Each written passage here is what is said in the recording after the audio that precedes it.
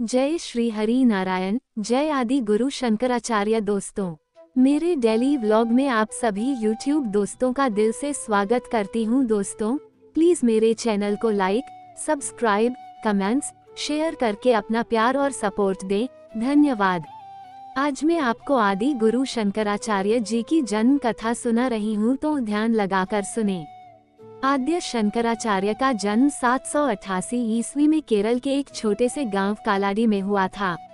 ये स्थान पेरियार नदी के किनारे बसा है और केरल के वर्तमान एर्नाकुलम जिले में स्थित है। शंकर का जन्म एक ब्राह्मण परिवार में हुआ था। उनके पिता का नाम शिवगुरु और माता का नाम आर्यम्बा था। शिवगुरु और आर्यम्बा संतानहीन थे और उन्होंने भगवान शिव की घोर तपस्या की थी ताकि उन्हें एक संतान की प्राप्ति हो। कहा जाता है कि भगवान शिव ने उनके तप से प्रसन्न होकर दर्शन दिए और उन्हें वरदान दिया कि उनके घर एक असाधारण संतान जन्म लेगी, लेकिन वह अल्पायु होगी। इस प्रकार शंकर का जन्म हुआ। यह एक अद्भुत घटना मानी जाती है कि इस दिव्य बालक के आगमन से परिवार में खुशियां लौट आई, लेकिन शिवगुरु का स्वास्थ्य शीघ्र ही बिगड़ने लगा और शंकर के 3 साल के होते ही उनका देहांत हो गया। शंकर का बचपन धार्मिक और साधारण जीवन में व्यतीत हुआ। उनकी मां ने उन्हें धार्मिक शिक्षा दी और शंकर ने ईश्वर के प्रति गहन आस्था विकसित की। जब वे 5 वर्ष के हुए, तब उन्हें वेदों और संस्कृत शास्त्रों की शिक्षा के लिए गुरु के पास भेजा गया। शंकर बाल्यकाल से ही असाधारण प्रतिभा के धनी थे। उनकी बुद्धिमत्ता और स्मरण शक्ति इतनी गहरी थी कि वे कुछ ही समय में वेदों, उपनिषदों और अन्य धार्मिक ग्रंथों को कंठस्थ कर लेते थे। उनके गुरु भी उनकी इस अद्भुत योग्यता को देखकर चकित रह जाते थे। मात्र 8 वर्ष की आयु में ही उन्होंने चारों वेदों का अध्ययन पूर्ण कर लिया था, जो कि उस समय अत्यंत कठिन और असाधारण कार्य था। शंकर का झुकाव बचपन से ही ज्ञान, भक्ति और साधना की ओर था। उन्हें धार्मिक कर्मकांडों में कम, बल्कि आत्मज्ञान और वेदांत की ओर अधिक रुचि थी। वे सांसारिकता से विरक्त थे और साधारण सांसारिक जीवन से परे की ओर उन्मुख थे। संन्यास ग्रहण करने की इच्छा और असाधारण घटना। शंकर ने मात्र 8 वर्ष की उम्र में अपनी मां से संन्यास लेने की इच्छा प्रकट की। यह विचार उनकी मां को हतोत्साहित कर गया, क्योंकि वह अपने एकमात्र पुत्र को नहीं खोना चाहती थीं। लेकिन एक दिन जब शंकर नदी में स्नान कर रहे थे, तभी अचानक एक मगरमच्छ ने उनका पैर पकड़ लिया। इस संकट के समय में उन्होंने अपनी मां से संन्यास की आज्ञा मांगी और आश्चर्यजनक रूप से, जैसे ही उनकी मां ने उन्हें संन्यास की अनुमति दी, मगरमच्छ ने उन्हें छोड़ दिया। इस घटना ने उनकी मां को भी यह विश्वास दिलाया कि उनके पुत्र का जन्म एक विशेष उद्देश्य के लिए हुआ है। इसके बाद शंकर ने संन्यास ग्रहण किया और अपने माता पिता के आशीर्वाद से एक आत्मिक जीवन की यात्रा पर निकल पड़े। गुरु गोविंद भगवत पाद से भेंट और दीक्षा। संन्यास ग्रहण करने के बाद शंकर उत्तर भारत की यात्रा पर निकल पड़े। अपने आध्यात्मिक पथ की खोज करते हुए उन्होंने नर्मदा नदी के तट पर ओंकारेश्वर के पास गोविंद भगवत पाद नामक महान संत को अपना गुरु बनाया। गोविंद भगवतपाद अद्वैत वेदांत के प्रकांड विद्वान थे और शंकराचार्य को उन्होंने संपूर्ण वेदांत शिक्षा दी। जब शंकर उनके पास पहुँचे, तो गोविंद भगवतपाद ने उनकी योग्यता और ज्ञान की परीक्षा ली। कहा जाता है कि गुरु ने उनसे पूछा, तुम कौन हो?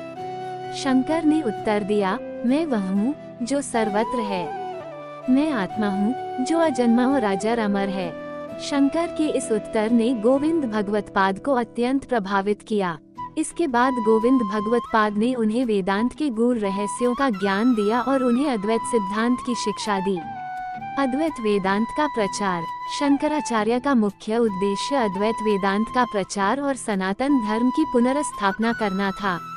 उस समय भारत में अनेक धार्मिक मतांतर थे और हिंदू धर्म विभाजित हो गया था। समाज में कर्मकांड, अंधविश्वास और विभिन्न पंथों का प्रचलन बढ़ता जा रहा था। शंकराचार्य ने अपने अद्वैत वेदांत के सिद्धांत के माध्यम से समाज में एकता और सांस्कृतिक पुनर्जागरण लाने का प्रयास किया। अद्वैत सिद्धांत के अनुसार ब्रह्म ही सर्वोच्च सत्य है और जीवात्मा और परमात्मा के बीच कोई भेद नहीं है। शंकराचार्य ने इस सिद्धांत को फैलाने के लिए देश भर में यात्रा की और धार्मिक संवाद स्थापित किए। उन्होंने विभिन्न पंथों के अनुयायियों से तर्क वितर्क किए और उन्हें अद्वैत सिद्धांत की महत्ता को समझाया। उनके प्रवचनों ने जनमानस में धर्म और अध्यात्म के प्रति एक नई जागरूकता उत्पन्न की। अद्वैत वेदांत का संदेश था कि आत्मा और परमात्मा एक ही है और यह आत्मज्ञान ही मोक्ष का मार्ग है। इस सिद्धांत ने भारतीय समाज में एकता और सांस्कृतिक चेतना का पुनर्जागरण किया। 4 मठों की स्थापना। शंकराचार्य ने भारत के 4 कोनों में 4 मठों की स्थापना की ताकि सनातन धर्म और अद्वैत वेदांत का प्रचार देश भर में किया जा सके। इन मठों की स्थापना का उद्देश्य ये था कि धर्म की ज्योति चारों दिशाओं में प्रकाशित हो और सनातन धर्म की अखंडता बनी रहे। 1. श्रृंगेरी मठ दक्षिण भारत। कर्नाटक के श्रृंगेरी में स्थित यह मठ दक्षिण भारत का मुख्य आध्यात्मिक केंद्र है। यहाँ यजुर्वेद का अध्ययन और प्रचार होता है। इस मठ का महत्व इसलिए भी है कि शंकराचार्य ने अपने जीवन का एक बड़ा हिस्सा यहाँ व्यतीत किया था। 2. द्वारका मठ पश्चिम भारत। गुजरात के द्वारका में स्थित यह मठ पश्चिम भारत का प्रमुख धार्मिक केंद्र है। यहाँ सामवेद का अध्ययन और प्रचार होता है। 3. ज्योतिर्मठ उत्तर भारत। उत्तराखंड के जोशीमठ में स्थित यह मठ उत्तर भारत का मुख्य आध्यात्मिक केंद्र है। यहाँ अथर्ववेद की शिक्षा दी जाती है। इस मठ की स्थापना का उद्देश्य हिमालयी क्षेत्रों में धर्म का प्रचार करना था। 4. पुरी मठ पूर्वी भारत। उड़ीसा के पुरी में स्थित इस मठ में ऋग्वेद की शिक्षा दी जाती है। इस मठ का उद्देश्य पूर्वी भारत में धर्म और आध्यात्मिकता का प्रसार करना था। इन 4 मठों में प्रत्येक मठ का एक शंकराचार्य होता है जो शंकराचार्य के मूल सिद्धांतों का अनुसरण करता है और इन मठों की परंपरा को जीवित रखता है।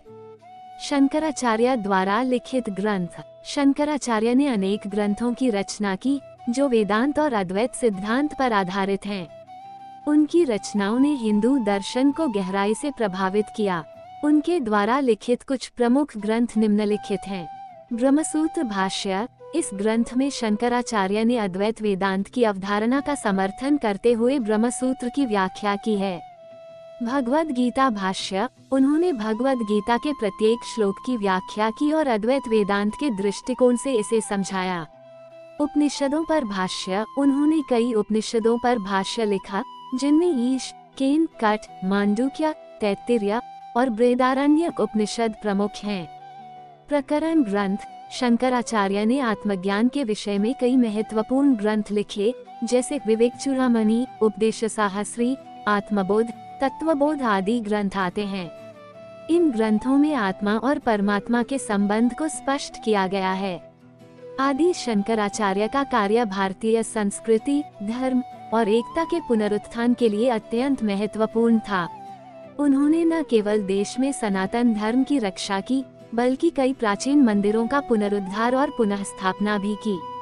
इन कार्यों के माध्यम से शंकराचार्य ने एक विखंडित समाज को आध्यात्मिक रूप से एकीकृत किया और सनातन धर्म के मौलिक सिद्धांतों को पुनः स्थापित किया।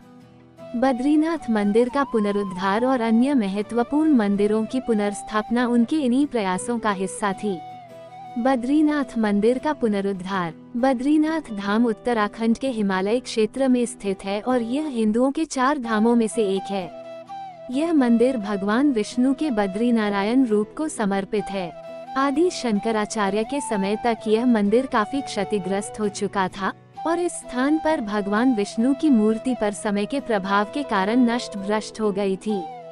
कहा जाता है कि शंकराचार्य ने अपनी यात्रा के दौरान इस स्थान का दौरा किया और इसे पुनः स्थापित करने का निर्णय लिया। शंकराचार्य ने अलकनंदा नदी के पास से बद्रीनारायण की मूर्ति प्राप्त की और उसे मंदिर में स्थापित किया। उन्होंने ये सुनिश्चित किया कि यह स्थान शास्त्रों के अनुसार हो और यहाँ पर धार्मिक गतिविधियाँ पुनः प्रारंभ हों। इस पुनरुद्धार के बाद बद्रीनाथ धाम का महत्व और भी अधिक बढ़ गया और यह वैष्णवों के लिए एक प्रमुख तीर्थ स्थल बन गया। बद्रीनाथ के अलावा शंकराचार्य ने देश के कई अन्य महत्वपूर्ण मंदिरों का भी पुनरुद्धार किया। उनकी यात्रा पूरे भारत में धार्मिक चेतना को जागृत करने और मंदिरों को पुनर्जीवित करने के उद्देश्य से थी। उन्होंने न केवल मंदिरों को पुनर्स्थापित किया, बल्कि यह भी सुनिश्चित किया कि ये धार्मिक स्थल प्राचीन परंपराओं के अनुसार संचालित हों और यहाँ धार्मिक अनुष्ठान नियमित रूप से हों। कुछ अन्य प्रमुख मंदिर जिनका शंकराचार्य ने पुनरुद्धार किया। 1. केदारनाथ मंदिर। बद्रीनाथ के निकट ही स्थित केदारनाथ शिव मंदिर का भी शंकराचार्य ने पुनरुद्धार किया। केदारनाथ शिव का प्रमुख ज्योतिर्लिंग माना जाता है और इसे हिमालय का महत्वपूर्ण तीर्थ स्थल माना गया है। शंकराचार्य ने यहाँ वैदिक परंपराओं के अनुसार पूजा पद्धति की व्यवस्था की, जो आज भी मान्य है। 2. पुरी के जगन्नाथ मंदिर। पुरी में स्थित जगन्नाथ मंदिर का भी उन्होंने पुनरुद्धार किया और इस मंदिर में पूजा अर्चना के नियम बनाए। उन्होंने सुनिश्चित किया कि यह स्थान वैष्णव परंपरा का पालन करे। 3. काशी विश्वनाथ मंदिर। काशी विश्वनाथ मंदिर वाराणसी में स्थित है और इसे भगवान शिव के पवित्रतम मंदिरों में से एक माना जाता है।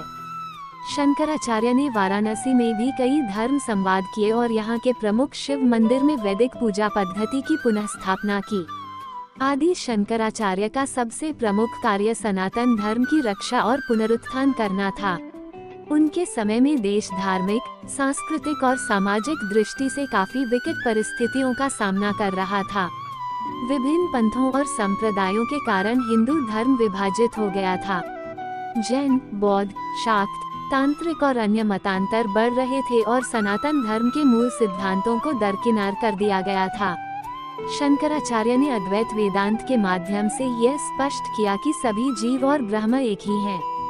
उनके अद्वैत वेदांत सिद्धांत ने सनातन धर्म को एक नया जीवन दिया और समाज में एकता की भावना को उत्पन्न किया। उनके प्रवचनों और शास्त्रार्थ ने विभिन्न मत मतांतरों में फैल रही भ्रांतियों को दूर किया और सनातन धर्म के मूल सिद्धांतों को पुनः स्थापित किया। शंकराचार्य ने अपने जीवन के दौरान पूरे देश में कई धार्मिक संवाद और शास्त्रार्थ किए। उन्होंने विभिन्न स्थानों पर जाकर जैन, बौद्ध और अन्य मतों के विद्वानों से शास्त्रार्थ किया और उन्हें अद्वैत वेदांत के सिद्धांतों की महत्ता समझाई। उनके शास्त्रार्थ और तर्क शक्ति ने धर्म के प्रति लोगों की आस्था को और दृढ़ किया और सनातन धर्म के सिद्धांतों को पुनर्जीवित किया। उनके शास्त्रार्थों में काशी के मंडन मिश्र के साथ हुआ शास्त्रार्थ विशेष प्रसिद्ध है।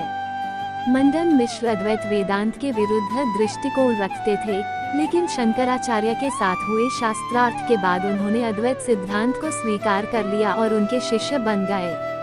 वेद व्यास जी से भेंट। शंकराचार्य के जीवन का एक अत्यंत महत्वपूर्ण प्रसंग उनकी महर्षि वेद व्यास से भेंट थी। इस कथा के अनुसार ब्रह्मसूत्र का भाष्य लिखने के बाद शंकराचार्य को महसूस हुआ कि उनके कार्य का मूल्यांकन महर्षि वेद व्यास ही कर सकते हैं। वेद व्यास ने उनके भाष्य को पढ़ा और उनकी व्याख्या से अत्यंत प्रसन्न हुए।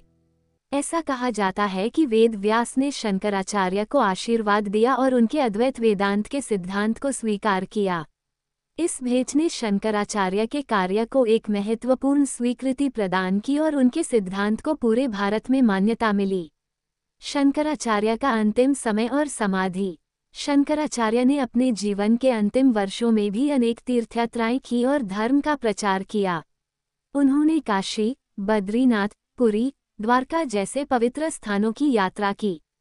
कहा जाता है कि अपने अंतिम दिनों में वे हिमालय चले गए, जहां केदारनाथ में उन्हें समाधि प्राप्त हुई। ये स्थान आज भी शंकराचार्य की स्मृति में एक पवित्र स्थल के रूप में पूजा जाता है। शंकराचार्य का जीवन एक दिव्य यात्रा थी, जिसने हिंदू धर्म और भारतीय समाज को एक नई दिशा दी। अद्वैत वेदांत के सिद्धांत के माध्यम से उन्होंने आध्यात्मिकता की एक नई दृष्टि प्रस्तुत की, जो आज भी लोगों को प्रेरित करती है। उनके द्वारा स्थापित 4 मठ आज भी उनकी शिक्षाओं का अनुसरण कर रहे हैं और सनातन धर्म की अखंड ज्योति को प्रज्वलित रखे हुए हैं।